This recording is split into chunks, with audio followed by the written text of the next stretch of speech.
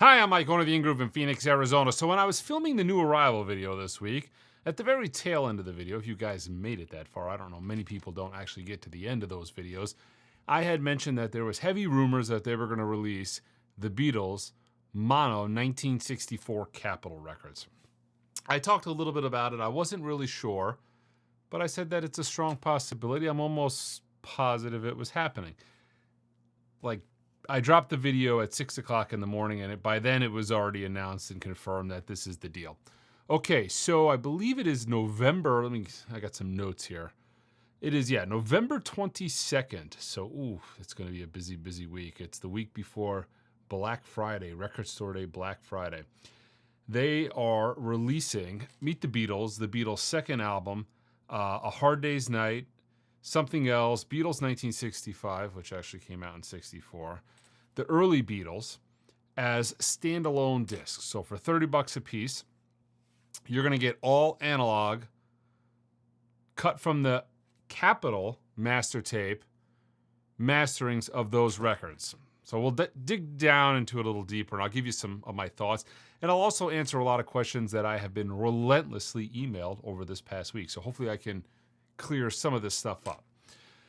You can buy the 6 albums standalone, $30 a piece.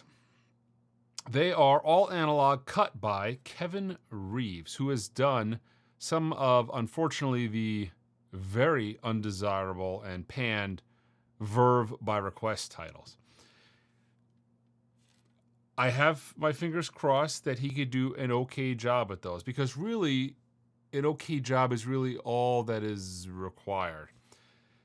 So the Beatles Capitol stuff has a checkered history, a checkered past, and kind of a checkered place in vinyl today. But we'll talk more about that in a minute. Okay, so for $30 a piece, you can get those discs.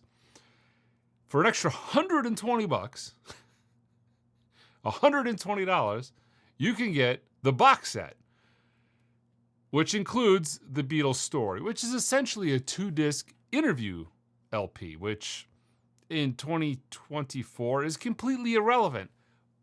But in the defense of Universal Capitol, who's putting this out, that has been reissued many times before.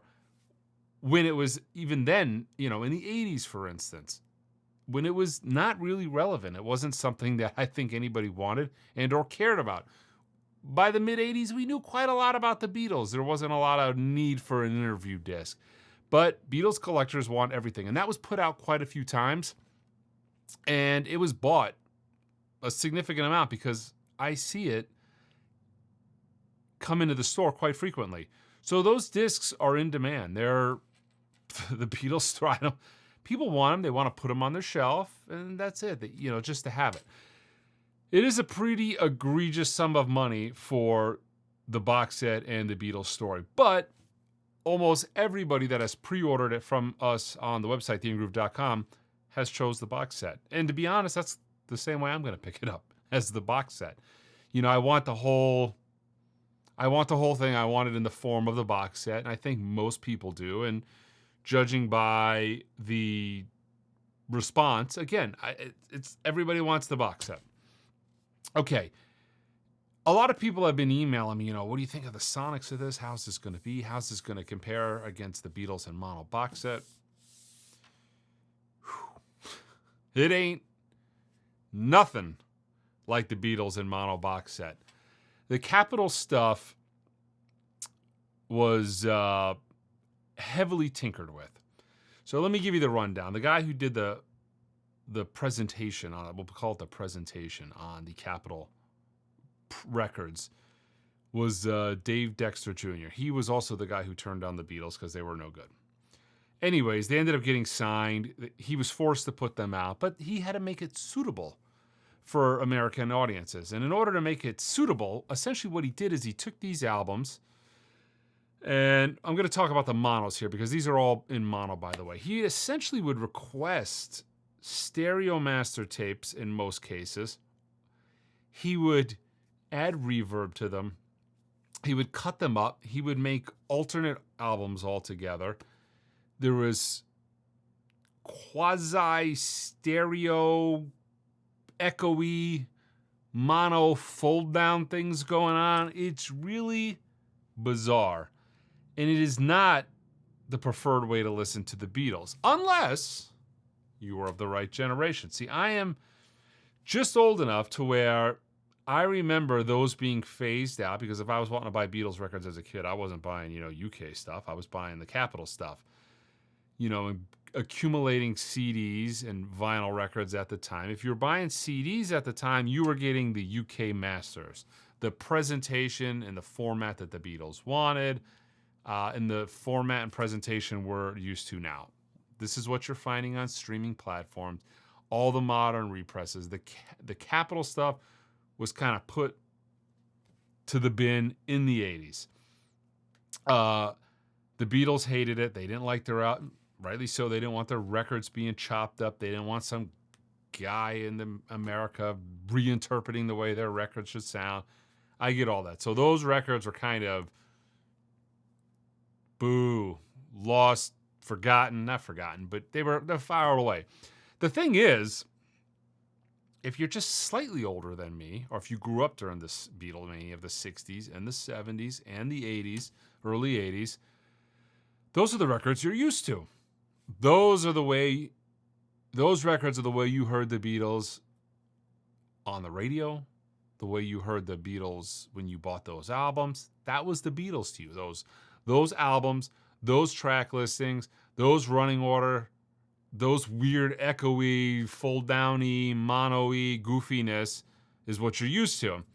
And I got to say, when they announced this box, I put on a few things. I put on Meet the Beatles. I put on maybe something new. I put a few of the albums that are in this box set. And I mean, it was kind of...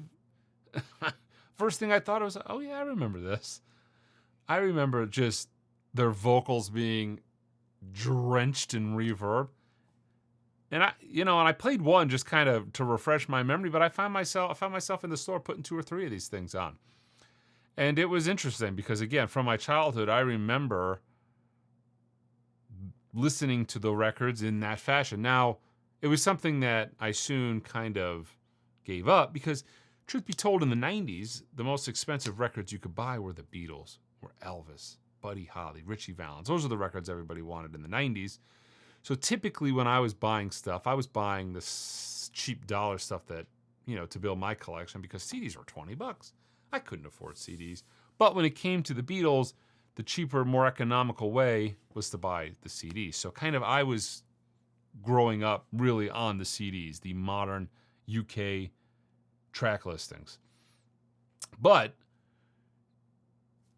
I'm still going to buy this box because it's a huge part of the Beatles' history. Where would have the Beatles been without the popularity in America? And the popularity came from those goofy, wonky Capitol masterings. It was... those records are really a huge part of the Beatles' history. So it is kind of cool. They are kind of iconic. Everybody complains, they do the same damn thing over and over and over again. They never do anything new. Well, technically, this isn't new, but it's something that they haven't done in a really long time. And I don't think it's something that anybody ever thought. Nobody had the Beatles' 1964 records redone in analog on their bingo card for this year. I just do not see it. It took me and it took a lot of people by surprise. A lot of people in the audiophile community were like rolling their eyes, but I think you got to look at it from the perspective of, their place in folks' childhoods and those records' place in the history of the Beatles. But they're not audiophile records. I don't even think Universal thought of them as audiophile records because of who they're choosing to do the mastering. Now, apparently they're busting out the original master tapes, vintage. I think they had like a Neumann. They had an old old reel-to-reel. I mean, they're kind of making it a deal like this is going to be check out this analog-y cut goodness, but Is it going to be any earth-shaking sonic marvel? No, no, no, no, no. It's not going to be that. I hope you're not buying it for that. That's not what this is going to be. It can't, because no matter how good it is, no matter how good it is, you're only going to do so good compared, you're only going to, the source matters. And in this case, the source is weird. A lot of people have emailed, what the hell is wrong with Universal? Why didn't they get Kevin Gray or Bernie Grunman? Why didn't they get a top flight mastering engineer to do this? Well, to be honest, maybe they tried. I don't know if they could have. I don't know who would want to put their name on it, because again, if you're comparing 2014 models to this, you're going to be shocked. So I don't know. Could you get a big shot mastering engineer to put their name on this thing?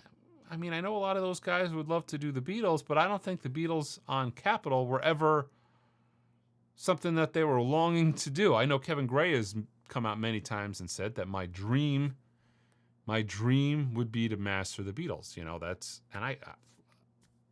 I could see that. That's probably the dream of all these mastering engineers. It's the Beatles. You want to master the Beatles. I don't think Capitol Beatles was, I don't think anybody's dreaming of the Capitol Beatles. But this is going to be wildly successful. And I think this will also open the door for possibly other things. I think these are going to sell really well, and especially for what they are. I'm doing really fantastic with them in pre-order. And I think everybody else is, for that matter. And I think that is going to just open the eyes of these labels. And who knows, maybe we get an analog stereo UK box set. I mean, we got the mono. I mean, I know they don't like to use those tapes, but they've done their high-res transfers. They've done everything. They're the archive. They're there. They're storing them, but maybe they bust them out for another pass to do an analog stereo box. And things like this being successful really help that kind of thing take place. I will say another thing. A lot of people are like, well, I'm going to wait until this thing is half off. I'm going to get this when it's half off. That's happened in the past. I don't know if that's necessarily going to happen. A lot of people are having, they're having thoughts of the COVID era records. During 2020 to 2023, things were made in an overabundance. And when things got back to not normal, because they never were as bad as pre-COVID, but when things got more manageable and everybody had to readjust, there was a huge glut of stuff. The Let It Be box set, I've got it on the website right now for half off because there were so many of those things floating around. They were manufacturing things for like a 2020 demand, and what ended up happening is a little time went on and there wasn't that demand still there, but the product was manufactured already. That was there. But the last box set that the Beatles put out, the Christmas, or the greatest hits, they tend to do these boxes right around Christmas every year, by the way, but that makes sense, holidays. But that last box set, the red and blue box set, I was able to order it one time from Universal. And I mean, I had enough to cover my pre-orders. I had stock for about a day and a half, 2 days, and I've never been able to get it since.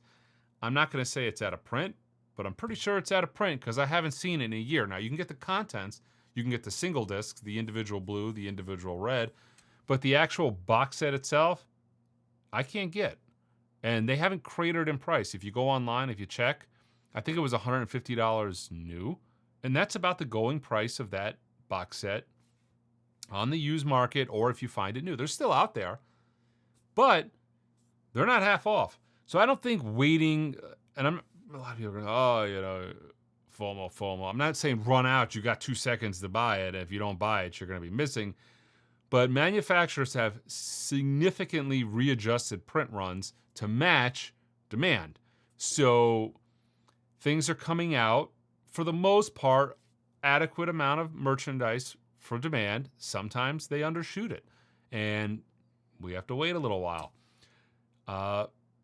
Some things come out, and they tend to come out like as a one and done. Look at the UV Dark Side of the Moon. Look at the Animals 2018 remix. I haven't seen that single disc since it came out. It's been a couple years. Like, I have not been able to get a restock on that. The Dark Side of the Moon box set, the Beatles Greatest Hits box set. So, I mean, they've reshuffled production to where they're not they're not going to be having any more free sales, by the way. I don't know if anybody was ever able to partake in the free sale, but these manufacturers had so much merchandise, they were literally giving out free records about a year ago. All you had to do was pay shipping. Now, granted, they were clocking you for $7 a record medium mail. You got 10 free records and it cost you $70, but still, I ordered some stuff. It was stuff like, it was good stuff, like Tom Petty's Greatest Hits, and there was Tone Poets on there, and there was Rush Moving Pictures. I mean, top flight albums. Granted, they were $7 a piece shipping, but that was where we were a year ago, to where they were giving you these records away for free. So things have adjusted. They have gone back to normal. Do not underestimate the power of the Beatles American catalog. I got a buddy who's written many books on the Beatles, Perry Cox. I talked to him many times about his collecting journey, what he deals in. And if you look at his books, they're always, and I've asked him, like, hey, because the mentality of 2024 is, where's the book doesn't have all the British stuff. But the mentality of collectors for a lot of years, especially US-based collectors, were, I'm collecting the US records, the US label variations. I want the LA press. I want the Scranton press. I want the different font, the different typeset. That's what they collected. And that has been the case in this country for decades. Many, many, many Beatles collectors were focused in, and have always been focused on, exclusively the American stuff. I bought a big collection here from a gentleman, elderly gentleman. It was about 1,500 pieces, and he had almost exclusively American pressings. I mean, he had some of the British stuff, but he got into the weeds on the American stuff, the different capital pressings, the subsidiary capital pressings. We had red labels, 80s labels, the C ones. He had all the different variations over the decades of the albums, but he would have like one random BC-13 breakup of, the White Album.